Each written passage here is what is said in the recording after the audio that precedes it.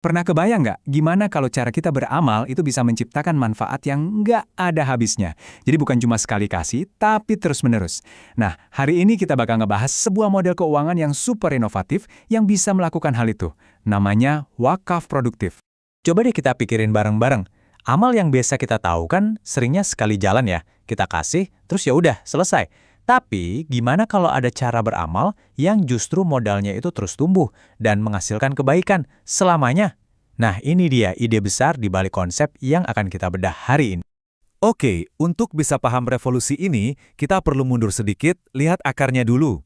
Yuk, kita mulai dari dasar-dasarnya. Jadi, apa sih sebenarnya wakaf itu? Gampangnya gini, wakaf itu adalah sebuah aset, bisa tanah, bangunan, atau bahkan uang yang kita dedikasikan untuk kebaikan. Aturan main utamanya, aset pokoknya itu nggak boleh berkurang atau habis. Justru manfaatnya harus terus mengalir selamanya. Anggap aja ini kayak kita bikin dana abadi khusus untuk tujuan sosial. Biar sistem ini bisa jalan, ada 4 pemain utamanya. Pertama ada wakif, ini adalah si donaturnya. Kedua, ada nazir. Ini manajer profesional yang tugasnya mengelola aset wakaf tadi. Ketiga, mauquf alai. Nah, ini dia nih, masyarakat yang menerima manfaatnya. Dan yang terakhir, tentu aja, benda wakafnya, alias asetnya itu sendiri. Keempatnya ini jadi pondasi dari setiap wakaf. Nah, ini dia bagian paling serunya. Disinilah konsep yang tadinya tradisional ini disulap dengan sentuhan modern yang bikin dampaknya jadi luar biasa. Yuk, kita lihat revolusi produktifnya. Di sini bedanya kelihatan banget. Wakaf yang tradisional itu biasanya asetnya dipakai langsung. Contohnya, tanah diwakafkan jadi masjid untuk ibadah. Manfaatnya langsung terasa. Tapi, wakaf produktif ini beda cara mainnya. Asetnya nggak dipakai habis, tapi justru diinvestasikan biar menghasilkan keuntungan. Nah, keuntungan inilah yang dipakai untuk program-program kebaikan. Analoginya keren banget. Daripada kita cuma ngasih buahnya, model ini justru menanam pohon yang bakal berbuah selamanya. Prosesnya itu kayak sebuah siklus yang cerdas banget. Jadi, ada aset yang diwakafkan, terus manajer profesional atau si nazir tadi menginvestasikan aset itu. Keuntungan yang didapat disalurkan ke para penerima manfaat. Sementara itu, aset pokoknya tetap utuh dan terus menghasilkan lagi dan lagi. Ini benar-benar mesin kebaikan abadi yang bisa membiayai dirinya sendiri. Dan ini bukan cuma teori loh ya. Model kayak gini tuh udah banyak banget yang jalan dan sukses di seluruh dunia. Kita intip beberapa contohnya yuk. Dengerin deh kutipan ini dari salah satu proyek kesehatan yang dibiayai wakaf produktif. Katanya model bisnisnya itu dirancang buat menekan biaya dan hebatnya, di tahun kedua aja proyeknya udah profitable.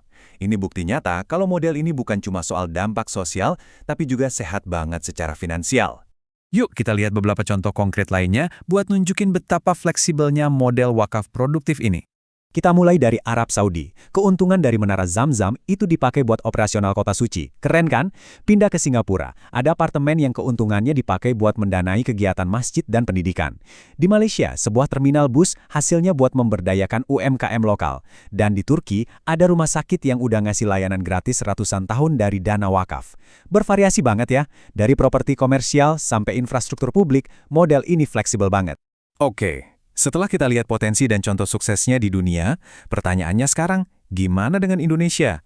Nah, mari kita lihat lebih dalam gimana kolaborasi jadi kunci buat mengakselerasi wakaf produktif di sini.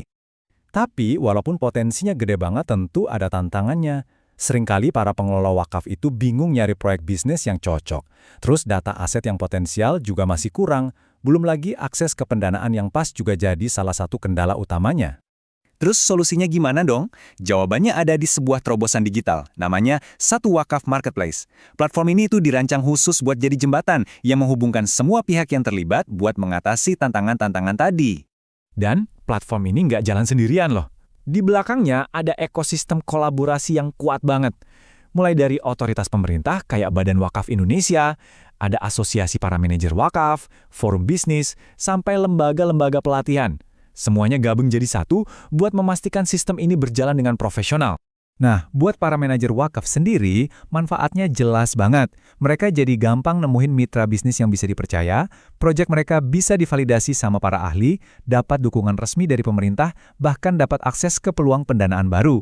Intinya, platform ini jadi semacam akselerator buat melipat ganyakan dampak sosial dari wakaf. Oke, sekarang kita udah tahu konsepnya, platformnya, terus hasilnya gimana? Nah, datanya bicara sendiri.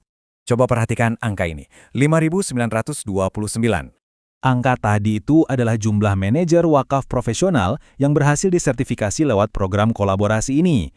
Ini bukan sekedar angka loh, ini adalah pasukan profesional yang tersebar di 34 provinsi yang siap memastikan tata kelola wakaf di seluruh Indonesia jadi lebih transparan dan efektif.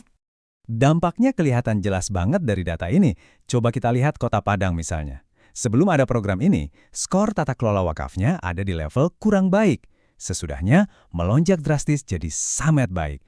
Ini bukti nyata kalau ada kolaborasi dan profesionalisme, akuntabilitasnya bisa naik tajam. Dan pola yang sama juga kelihatan di Serang, Surabaya, Palu, dan kota-kota lainnya.